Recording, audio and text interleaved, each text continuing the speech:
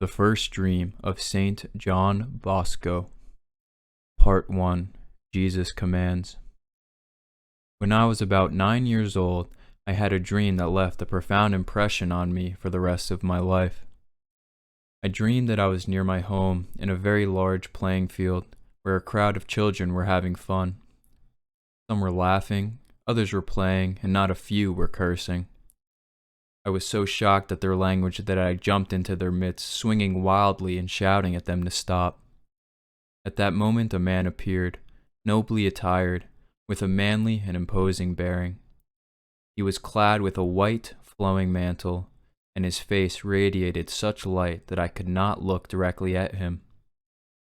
He called me by name, and told me to place myself as leader of those boys, adding these words: "You will have to win these friends of yours, not with blows, but with gentleness and kindness. So begin right now to show them that sin is ugly and virtue beautiful." Confused and afraid, I replied that I was only a boy and unable to talk to these youngsters about religion. At that moment the fighting, shouting, and cursing stopped, and the crowd of boys gathered around the man who was talking. Almost unconsciously I asked, "But how can you order me to do something that looks so impossible?" "What seems so impossible you must achieve by being obedient and by acquiring knowledge." "But where? How?" "I will give you a teacher under whose guidance you will learn, and without whose help all knowledge becomes foolishness." "But who are you?" "I am the son of her whom your mother has taught you to greet 3 times a day."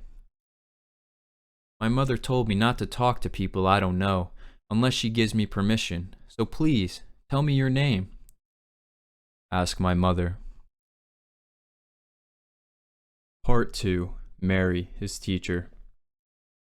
At that moment I saw beside him a lady of majestic appearance, wearing a beautiful mantle, glowing as if bedecked with stars.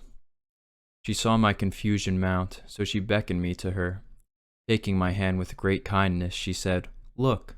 I did so. All the children had vanished. In their place I saw many animals. There were goats, dogs, cats, bears, and a variety of others. "This is your field.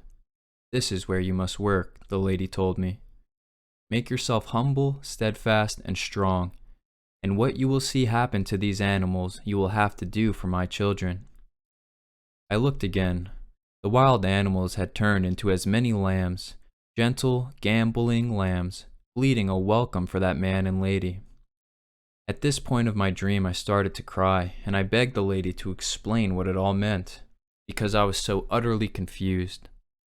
She then placed her hand on my head and said, "In due time, everything will be clear to you." After she had spoken these words, some noise awakened me. Everything had vanished. I was completely bewildered. Somehow my hands still ached and my cheeks still stung because of all the fighting. Moreover, my conversation with that man and lady so disturbed my mind that I was unable to sleep any longer that night. Amen.